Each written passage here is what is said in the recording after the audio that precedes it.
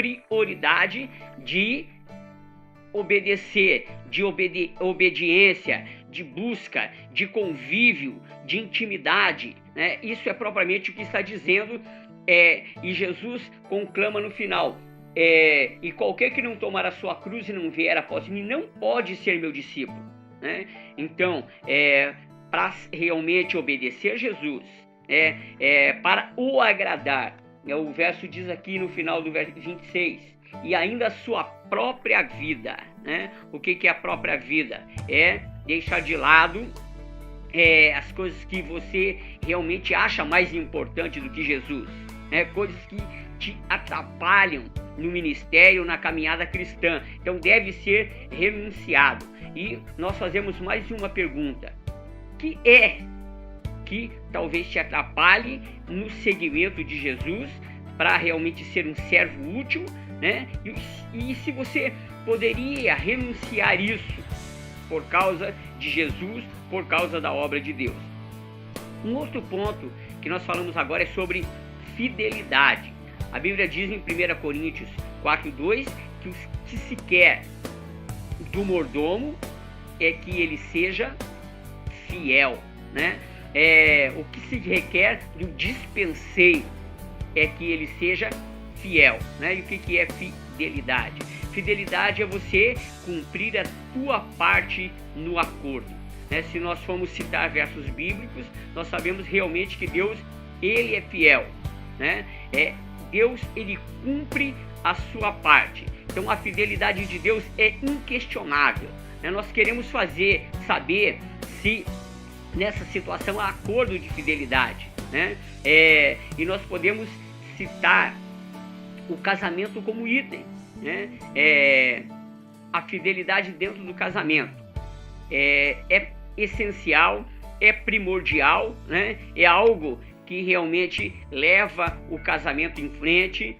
A fidelidade é um compromisso com que duas pessoas compactuam a vida, e assim também é um relacionamento com Deus. A fidelidade é essencial para que nós possamos ter um relacionamento com Deus. E até quando que Deus requer fidelidade? Apocalipse 2:10, ele diz assim, Jesus diz assim, ser fiel até a morte e dar-te-ei a coroa da vida. Até quando? Até a morte é a fidelidade, o passo a passo, o dia a dia, né? Nós sabemos que num relacionamento tem altos e baixos, né? Num relacionamento o dia a dia, os acontecimentos, muitas vezes acontecem coisas que não queremos, que não gostamos, mas num relacionamento com Deus, talvez um dia você não ouça a voz clara de Deus, não ouça o que Ele quer de você. Muitas vezes parece que Deus se cala, né? Muitas vezes acontece até dentro do ministério, dentro da igreja, coisas que nos desagradam, que nos dão desgosto, mas nós sabemos que o nosso relacionamento com Deus, e Ele quer fidelidade, né? A fidelidade é que você possa cumprir a tua parte no acordo, né? Que você possa realmente pegar a tua cruz e prosseguir, que você vá em frente, né? Que você não olhe para trás, né? Então isso é qualificação de um obreiro aprovado, né? Em Mateus capítulo 24, a Bíblia fala sobre o mordomo fiel, né? O mordomo fiel é aquele que o seu senhor, ele o encarrega da sua obra e do seu serviço e do seu trabalho. E Jesus diz assim: quem é, pois, o servo fiel e prudente, a quem o Senhor confiou os seus conservos para dar-lhe sustento a seu tempo? Então Deus confia-nos uma obra, confia-nos pessoas, confia-nos um ministério, né? E Jesus está perguntando: quem é esse servo fiel e prudente? E diz: bem-aventurado aquele servo a quem o seu Senhor, quando vier, achar fazendo assim, né? Conforme Deus ordenou e conforme o Espírito Santo te encarregou de uma obra. Em verdade vos digo que ele confiará todos os seus bens. Então, se você realmente quer ser aprovado, quer ter a confiança de Deus, continue na fidelidade. E a Bíblia diz em Lucas 16:10 que quem é fiel no pouco, ele também é fiel no muito, né? As pessoas se enganam, né? Coisas pequenas não têm valor, coisas pequenas, aqui em Lucas 16:10, quem é fiel no pouco também é fiel no muito. E quem é injusto no pouco também é injusto no muito, né? Então, as pessoas se enganam. O que eu estou fazendo não tem muita importância, né? Eu queria ter uma obra maior, um projeto maior, eu queria né, coisas grandes, mas as coisas grandes começam no pequeno. Nós temos falado que uma grande construção ela é feita de tijolos, de tijolo em tijolo se faz uma grande construção. E da mesma maneira, a pessoa que ela é desonesta em coisas pequenas, em moedas, né? Então ela vai a um ponto também que ela pode roubar milhões, porque ela tem a tendência de ser um mau caráter. E assim quando nós realmente somos também fiel no pouco. Não, eu sou fiel a Deus nas coisas mínimas, né?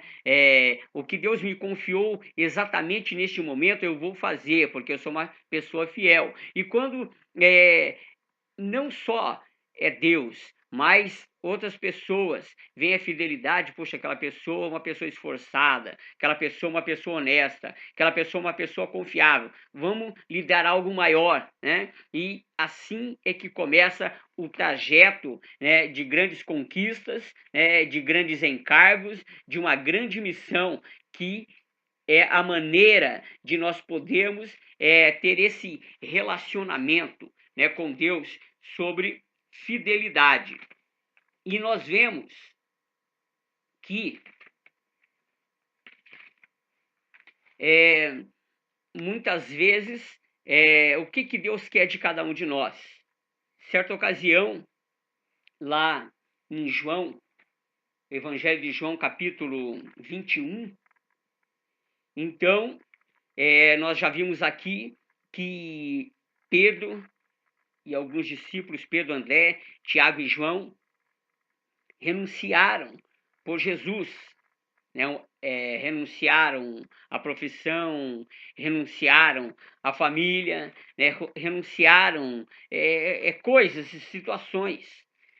E quando Jesus, então, eles conviveram com Jesus mais ou menos 3 anos e meio, né? Então Jesus foi morto, crucificado e foi sepultado. E nesse período eles voltaram à pescaria. Eles voltaram, né? Retrocederam. E quando eles estavam lá no mar, a Bíblia diz que era o mar de Tiberíades, e Jesus se manifestou a eles novamente quando já havia ressuscitado dentre os mortos. E nós sabemos que Pedro todos abandonaram. Pedro foi um dos que o negou 3 vezes, né? Negou seu mestre 3 vezes.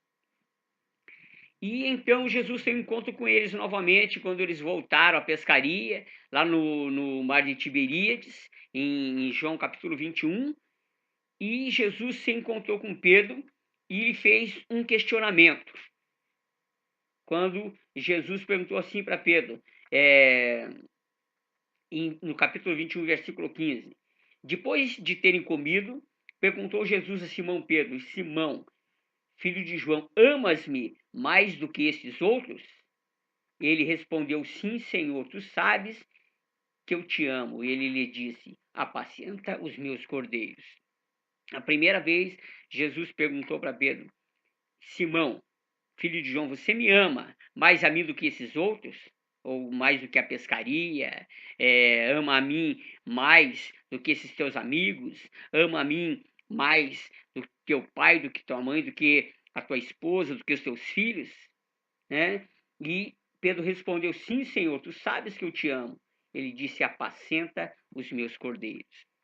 Depois tornou a perguntar-lhe pela segunda vez: Simão, filho de João, tu me amas? Ele respondeu: sim, Senhor, tu sabes que te amo.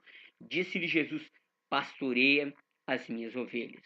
Novamente a pergunta, e novamente a resposta, e novamente a ordem. E pela terceira vez, Jesus lhe perguntou: Simão, filho de João, tu me amas? Pedro entristeceu-se por ele lhe haver dito pela terceira vez: tu me amas? E respondeu-lhe: Senhor, tu sabes todas as coisas. Tu sabes que eu te amo. Jesus lhe disse: apacenta as minhas ovelhas. Então, Jesus realmente ele requer a nossa atenção.